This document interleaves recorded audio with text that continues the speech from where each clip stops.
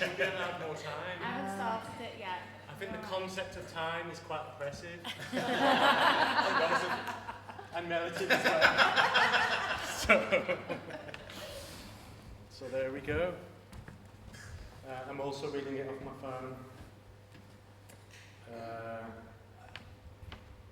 I think the important word for me was, the word I struggled with, was partnership. And I think maybe you both, it's like partnership with organisations that have harmed us. It's quite difficult. And so I'm going to use a really extreme example to make my point. Do people know what MI5 is? Yeah. It's the Internal Intelligence Agency for the UK. You know what their slogan is? Maintain the status quo.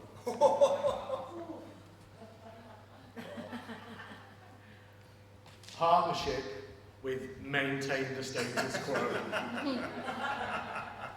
And so you're an artist, right?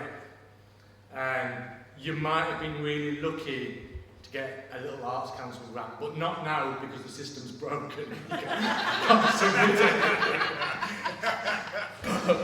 So you got your little arts council grant, and maybe you can like pay somebody to help you, but it's just you and your little crew, and so you are not in a position of power when you're in partnership with maintain the status quo. So, what change does the institution actually want? Are they open to that change? How difficult will that change be versus what actual capacity do you have as a human being? Does the organisation or institution even know what change is? And does the organisation or institution know that it actually might be part of the problem? And so on. So there are reasons why radical practice exists in the margins.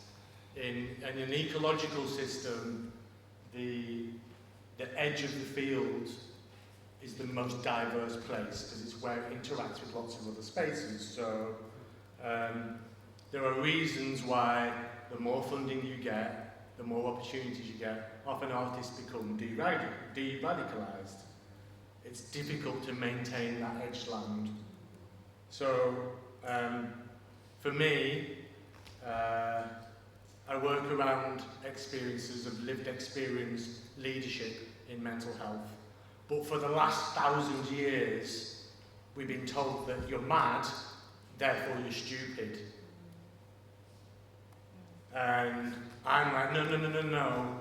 What if those mad people design, build, and run spaces for their own care?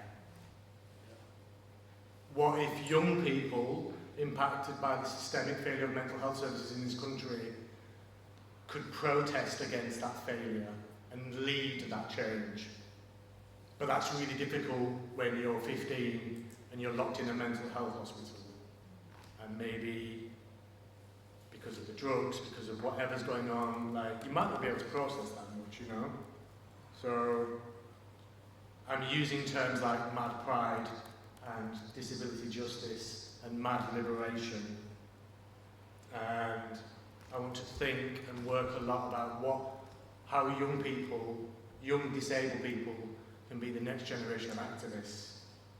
Oh, I pressed the wrong button on my phone, now it's all funny done.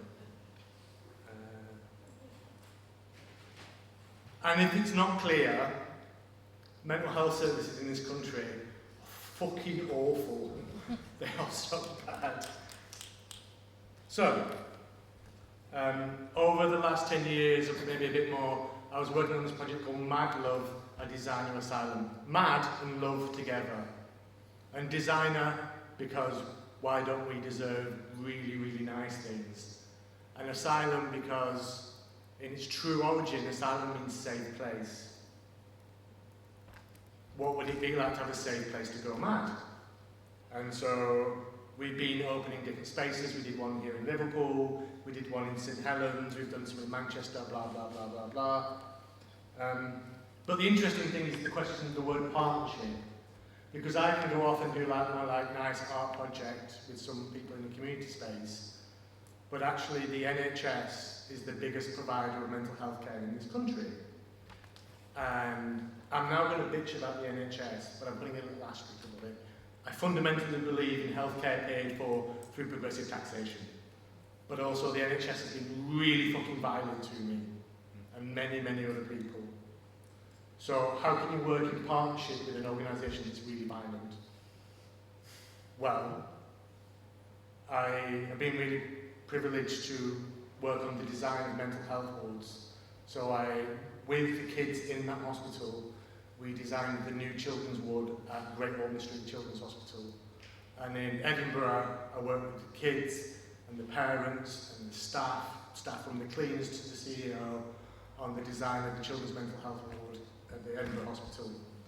And I worked in Broadmoor. Broadmoor is the high security mental health hospital, and they've been through a big redevelopment a few years ago, and I worked with the guys there to think about what their needs were in that space.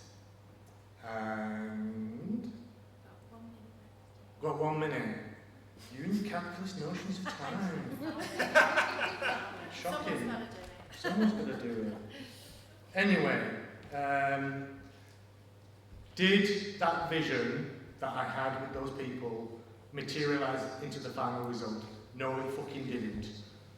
Did I throw my artistic toys out my pram repeatedly and go, I hate this, why am I working with these people, they're so horrible, every day? Did we begin to think about why children are being legally detained and locked in hospitals for being unwell, and then begin to reimagine what that space might be for them? A little bit, yeah. But 15 years ago, the idea that you might do service user engagement was quite a radical idea. But now in the NHS, it's quite common. And they don't do it very well, but it's quite common now that actually you talk to the people who you're supposed to be serving. It's not a radical idea. So, how do you do the partnership thing? For me, if this here is the centre ground, it's not my job as an artist to do what they can already do. They can do this. They can do that. My job is to go, hello, I'm over here going, maybe kids know a little bit about what it's like to be mentally distressed. Maybe you should fucking listen to what they have to say, because they might have some good ideas. Yeah? You want to come over here, mate? Come on. Come on. We're streeting.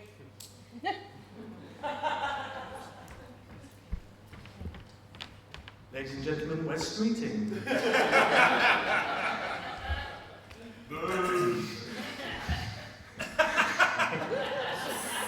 Panto time. I'm going off script. And time. My point is, I'm an artist. My job is to imagine the future in the present. And that vision has to be fucking radical, because right now it's a fucking shit show out there. So you've got to dream big and go, come on, come on.